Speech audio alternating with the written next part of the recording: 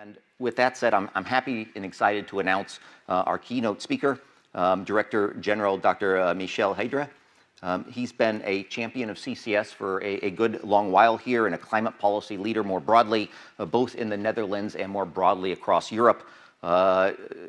Michel is the Director General for Climate and Energy with the government of the Netherlands here. He joined the Ministry of Economic Affairs and Climate following his time at the Treasury, where he held position of Deputy Treasurer General and Director of Foreign Financial Affairs. Prior to that, he was involved in the financial sector policy at the Treasury and also worked at the Dutch Central Bank. So a tremendous amount of experience and skill set to bring to us into our conversation here today. Along with a PhD from VU University in Amsterdam, he holds a master's degree in physics as well as philosophy, having studied in Leiden, Berlin, and Utrecht. So, Director General, it is my pleasure to welcome you as our keynote here today. The floor and our attention is yours. Thank you.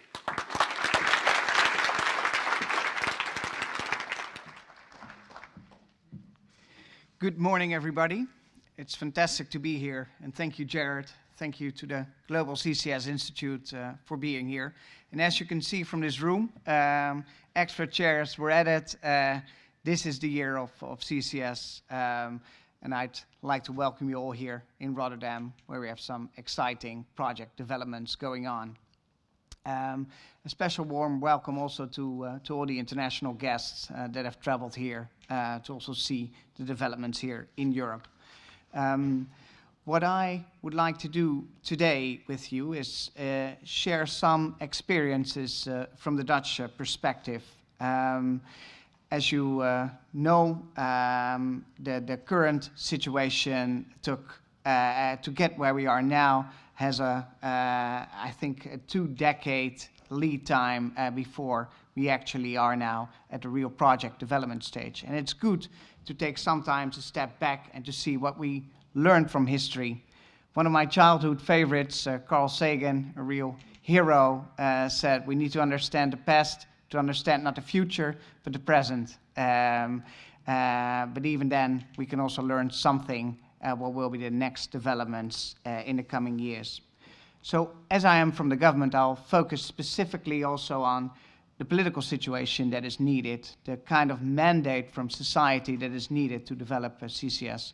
And I think one of the most inspiring moments that I had last year was at the COP. A few of you already mentioned the global carbon challenge, the carbon management challenge, and why was that so fantastic? I mean, at the COP, we had an agreement to transition away from fossil fuels and to triple renewables.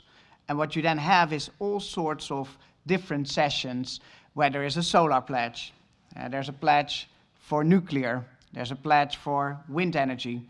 The Netherlands subscribes to all of them because we're completely technology neutral. So at all these meetings, I was allowed to sign the pledge. But at the CCS pledge, that one was special. And why was it special? When you see the wind sector, it's Europe and maybe a few players in the US. When it's solar, it's of course the large manufacturers in Asia and a few solar enthusiasts. But CCS was truly global. This was one of the few pledges where we had China at the table, the US, UK, where we had the Gulf players, where we had people from emerging economies. So it was really a global initiative. And the only comment I could make is maybe there were too few European countries. There were only 4 European countries, or EU countries, I should say, at that table. But I'm sure with the EU strategy, also the focus on CCS in Europe increases. So it's fantastic to see really this global development, of which the developments in the Netherlands are a small part. If I look back at the history of CCS in the Netherlands, of course, geography always determines history. Why did CCS start here? It's, of course, because of our closeness to the sea. It's because of the empty gas fields that are here in the North Sea and our interconnections with a lot of other countries in Northwestern Europe. But it's not only geography, it's also the industrial landscape that determines developments. So we were so lucky to have many of the large oil and gas players here active in the port of Rotterdam. There was so much knowledge already on storage, transportation, on CO2, on gases, and well, that formed the ideal ecosystem to start working on CCS. And I see a lot of young people in the room, but also some more experienced people. And every time I come to a CCS meeting, some people say, I was already working on CCS in the year 2000. And that's right. It's from those technologies, from those first early steps that we are where we are here now. In the Netherlands, we had two projects that didn't see the limelight fully. The first was a CCS project onshore. What we learned from that is public support is crucial. It failed miserably. It failed completely. So when we started looking, we thought onshore CCS storage would be far, far cheaper. So that was the basic rationale at that moment, and the gas fields were still producing. But over time, people realized, hey, we should indeed look at gas fields offshore. So that was really lesson number one. The second lesson that we had is that you need a real good business model behind it. We had a project called ROAD, together with a public-private research consortium, Keynote, which has laid the foundations for projects like Portals and Aramis, and was a real-life project, not some theoretical exercise, not some sort of lab exercise. It was a real project where people were committed to put money on the line. It was about electricity plants that wanted to store their CCS. And what we learned in that project is the whole value chain is so important. You need to have a business model for all parts of the value chain, for the storages, for the transport, and ultimately also for the users of the CCS technology. And when you have like a gas-fired power plant, which runs 4,000 hours a year, is that the best place to capture CO2? Knowing that gas-fired power plants will be used less and less in the future. Should you really do it at the stage of the user, or should you do it at a more early stage? So those were the key lessons that we had at the beginning, where we now come to the Portals project and the Aramis project, where I'll tell you more about. And well, everybody, of course, when you heard the names Portals and Aramis for the first time, you think, hey, where's the third one missing? Athos. There were three musketeers. Where's Athos? Well, that's something I'll tell you at the end. But why the three musketeers? And I don't know if this story is apocryphal or whether it's a true story, but people tell me it was basically three government, state-owned parties that came together and wanted to play a role. Normally, we think about CCS as a business-to-business market. It was actually three state-owned enterprises here that took the initiative to come together. One, the Gas Union company, which is very well known for transportation. The second was EBN, a company which was already active in all the gas exploration in the Netherlands. And the third one was the Port Authority here, which is so well connected to all the players in the port, to all the industrial players, knowledge about international developments. And they came together, and without their lead and without their leadership, we wouldn't have had these two projects yet. So those are the three true musketeers in the Dutch developments, and more about them a little bit later. So those are where we are now, two projects and a very promising future. Portals is already, as you know, starting to be built, and we are in the feed phase of the Aramis project. So why did we succeed from a political level? How could we convince citizens that CCS is so crucial? I think for us, the Netherlands has been a laggard on climate policies. Everybody thinks the Netherlands, advanced northwestern country. Maybe you think about Scandinavia, who have been real leaders in the climate transition. No, the Netherlands has been actually a rather laggard. It was until 2019 when there was a a broad climate agreement where people said we really need, as all societal actors were involved, we really need to take a step forward, and we really need to work towards, at that stage, a 49% reduction of CO2 emissions in 2030. That became 55, of course, with a European framework. And then when all the societal actors came together, it was, of course, a question, how are you going to give each sector their own target? And everybody thought, well, the industry is the player that's the most heavily polluting one, so they cannot do a lot. But when we did the calculations, we saw, no, actually, it's the transportation, it's the built environment where reduction perspectives are smaller. It was the industry that took the lead and subscribed to a 66% total CO2 reduction by 2030.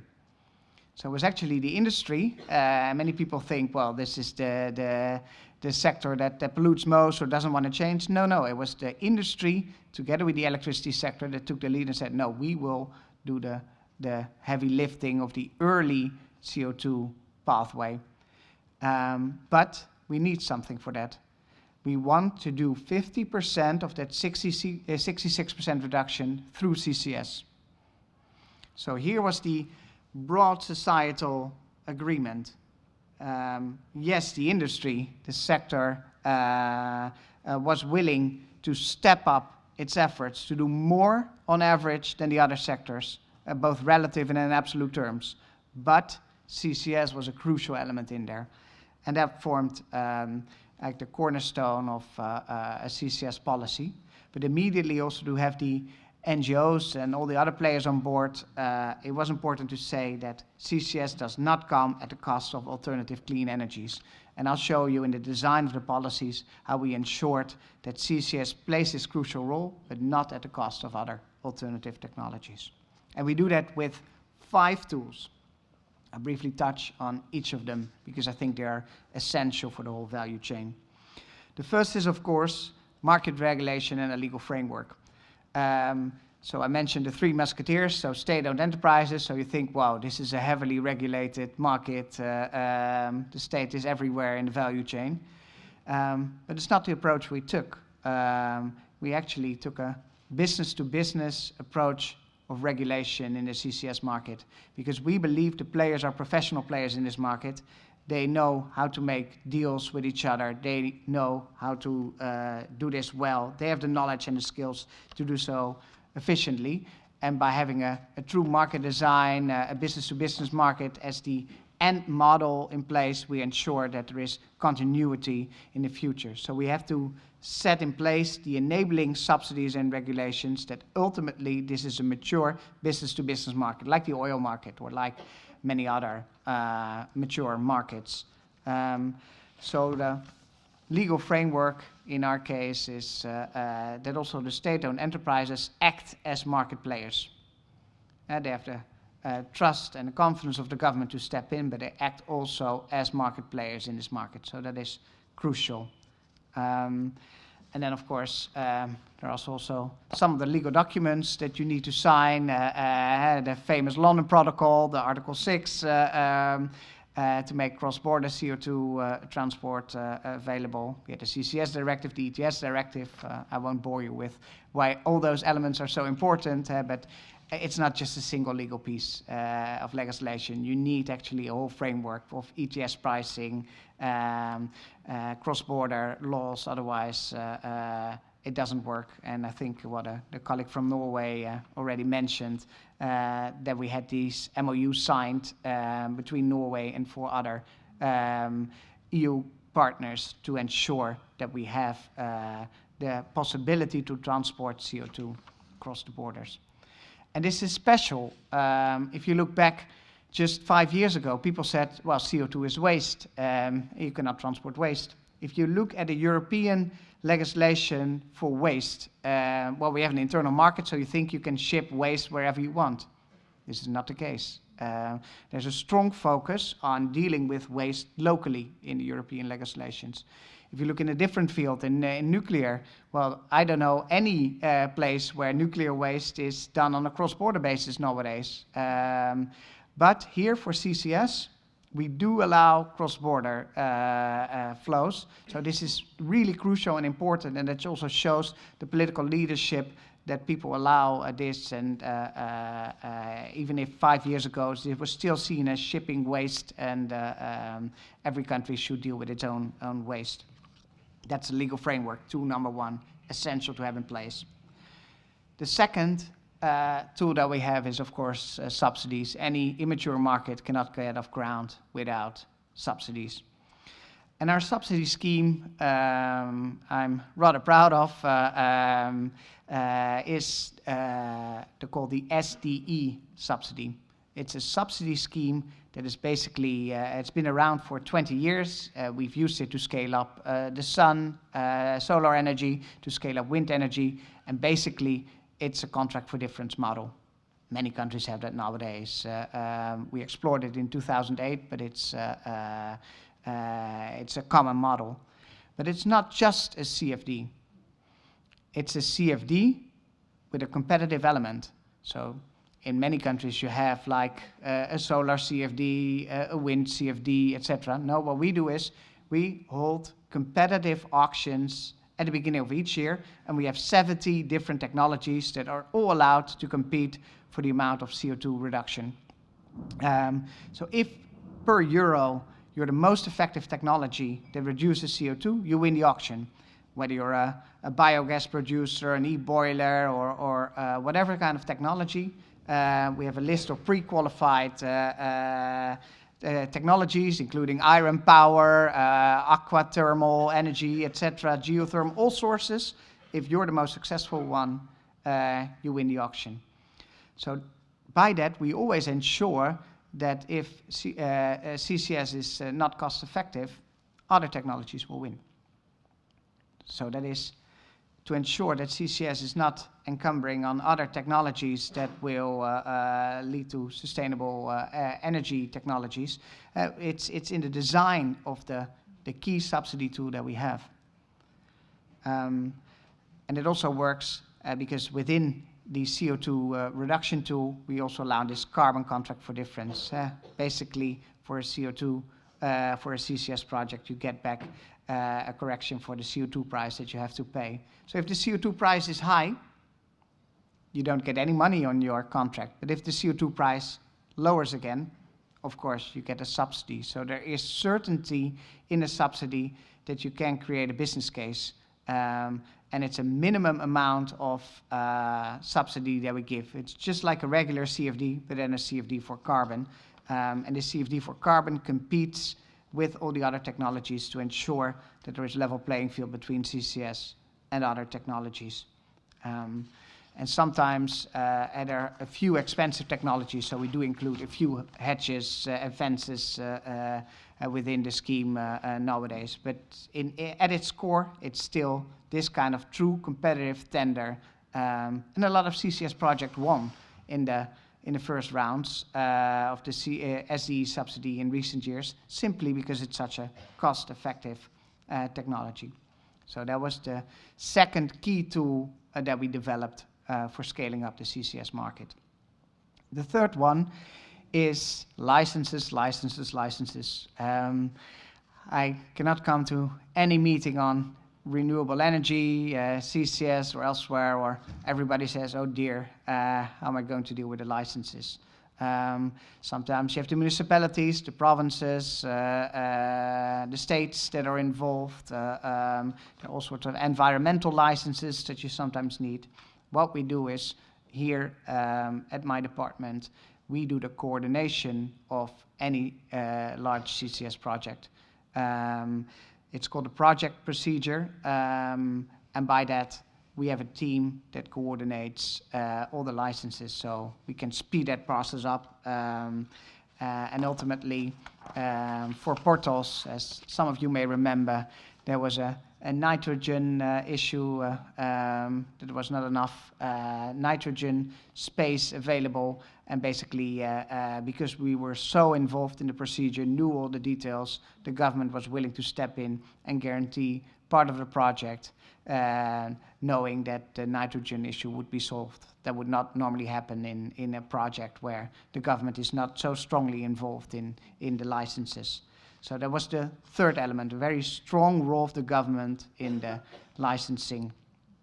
The fourth element is that we take this, what I would call a full value chain approach. I heard Jared and the others in the previous panel really talking about this importance of storage, transport, the ultimate user of the CCS technology, how to bring them together. And it's always difficult. The storage operator is waiting, when is my pipeline going to be built? The pipeline operator is waiting, do I have enough projects to fill my pipeline? It's this real coordination problem that we have everywhere. So what do we do? Of course, we bring all these people together in a project. Sometimes it's just also the role of the government to have this what I would call, coordinating, just bringing people to the table, banging heads. Sometimes you need to do that. But we can also do it in a more legal manner, for instance, through our subsidies.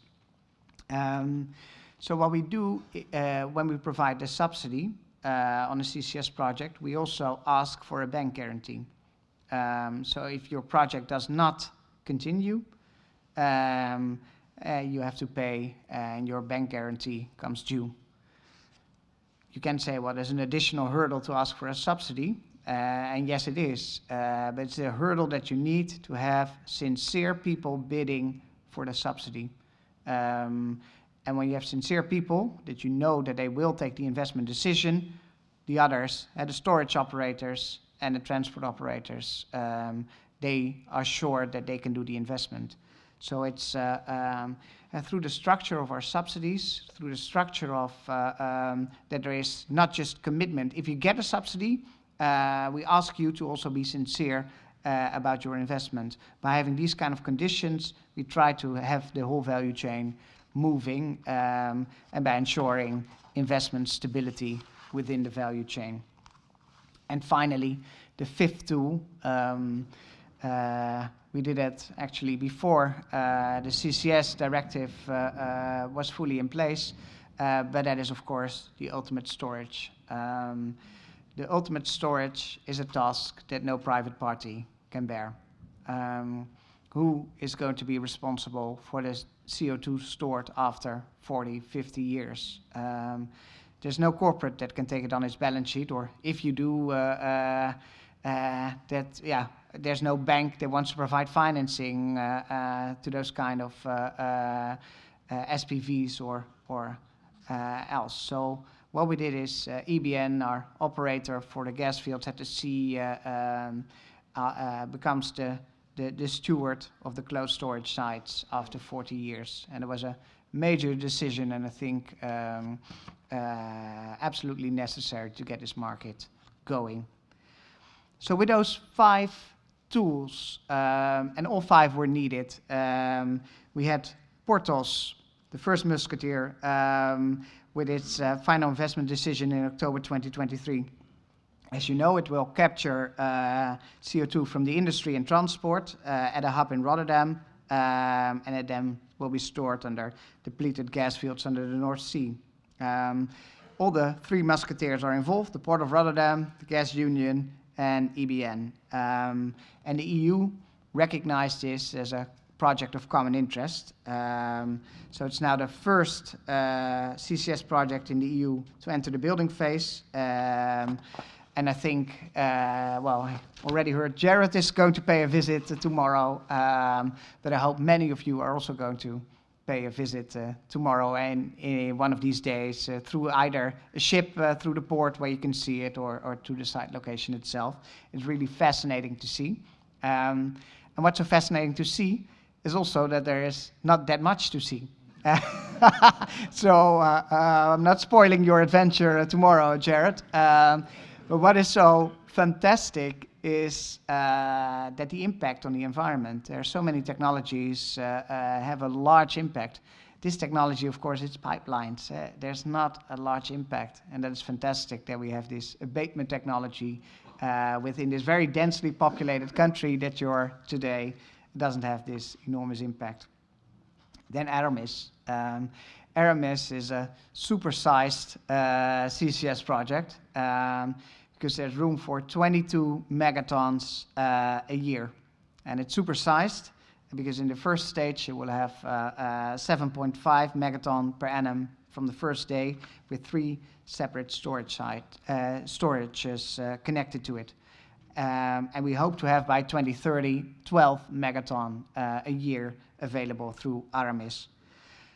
So why is it supersized? That's a real philosophy behind it. Of course, it's cheaper to build a large pipeline than smaller ones. If you have the philosophy that there are additional storage sites that can be connected to Aramis. Sometimes people say, yeah, you're buying into a monopoly by having only 2 or 3 storage operators where you have to make a deal through this single pipeline that goes there. But the pipeline is meant as a true open access model. We both allow piped CO2 as well as shipped CO2. I also heard some say trained through train CO2. Well, there's no train connection yet, but maybe in the future also CO2 by trains. But this is seen as a multimodal mode. So there is a place where also through shipping you can bring the CO2 as well as through the pipeline. It's so from a model perspective, open access, but it's also open access that other empty gas fields can ask for this connection to the pipeline. So there are other players that can offer their storages to be connected to Aramis. Because we have many old gas fields and many different operators, and through that you can create real competition and an open market. So the key design element here is open access, despite it being a business-to-business market, and because the gas union and other government players are in there, we will ensure also that there is access for other storages in the future. The project is now in a FEED phase. We hope that the FID is taken in mid-2025, and then it could be operational by 2028. Very exciting, and well, we look forward to its development.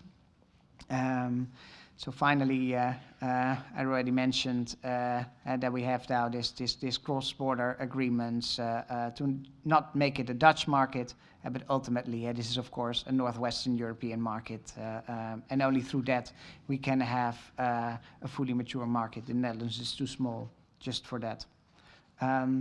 So of course we have the Dutch market, but that is fit within the EU market. The EU has its industrial carbon management strategy now published, its Net Zero Industry Act. I think those are 2 key milestones, and they fit well with the developments, how we see them in the Netherlands. But I promised to tell you something about Atos and the future of CCS, despite Carl Sagan's warning that you shouldn't say too much about the future, as the present is already hard enough to understand. But what is the hope? If you look at the EU strategy, the climate strategy for 2040, and there's a 90% reduction of carbon by 2040, but it's a net reduction of 90%. This is the first time that the Commission presents its reduction as a net figure instead of a gross figure. And if you look more carefully, there are 3 scenarios by the EU, and the most ambitious scenario includes 6% of CO2 storage or negative emissions, so carbon removal, 6%. This is absolutely the next phase, from storing CO2 to, of course, utilization, but also realizing negative emissions. And for negative emissions, we still lack a framework. We need to understand who is allowed to create the negative emissions, who is allowed to use them, and finally, the most important question, as a former Treasury official, who is going to pay for the negative emissions? And there I think we would love to see, building on the ETS system, also a market-oriented model that works best. It has helped us. Sometimes you need to kickstart markets by subsidies, but we look forward to a mature CCS market in the Netherlands, in Northwestern Europe. I wish you all a very good conference here today. The future of CCS is with you. The future of CCS is with us now. Thank you very much.